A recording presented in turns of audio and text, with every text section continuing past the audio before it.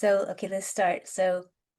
Um, I'm here with Rebeccah Hendrix, award-winning author of the Hound Dog series, and we're going to talk about her books. And she also has some other things that she does. So let's get right into it.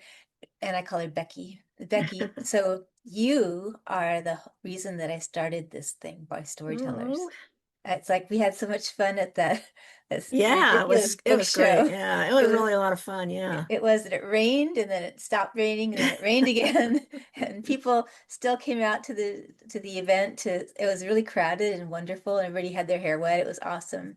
But I had a Yeah. nice time with you and I thought, there's so many great authors at the book show and not everybody knows about them. So I wanted to start this podcast to highlight, more about really good authors. And so you're the reason that I started it. Well, thank you. Yeah, I think it's a great thing to do. And because it's always a struggle to try to get the word out when you're new and stuff. Yeah, yeah. I mean, even yes. So you have two award-winning books. Yeah. Yeah, they're great. I'm interested. I mean, they're good stories, but I'm also interested in the history behind them. I'm a history buff, and you've really woven in the story into the 50s and everything that Yeah. happened about that. Can you talk about it a little bit?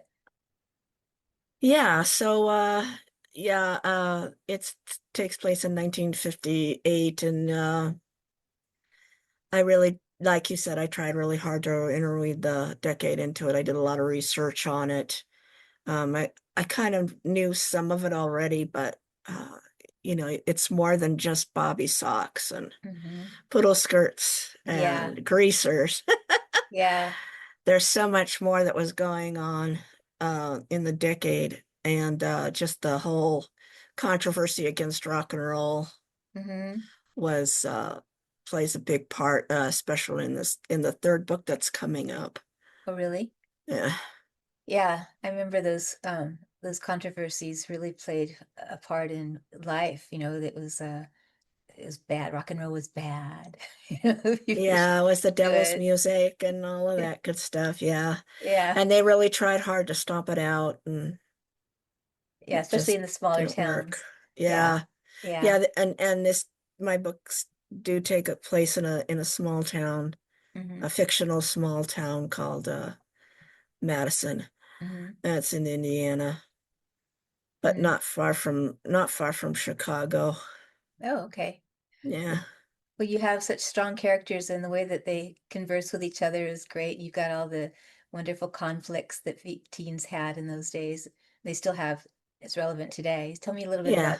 about that, the plot twist and the stories. Yeah, I think it is a lot of it is relevant. There's the the love interest, and the trying to figure out who you are and what you want from life, do I follow my dream or not, or do I follow a more conventional path? And it's like the characters are all diversified and different, so everybody's facing a different challenge.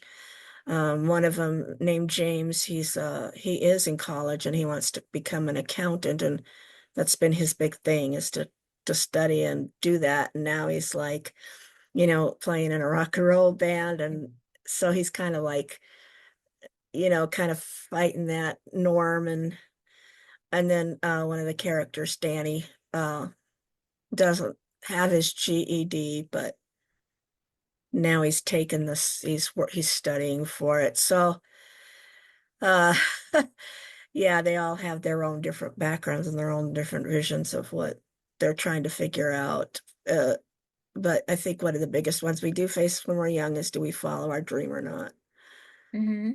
Yeah, that's something that everybody faces, especially then. Nowadays kids seem to know what they want to do when they're five.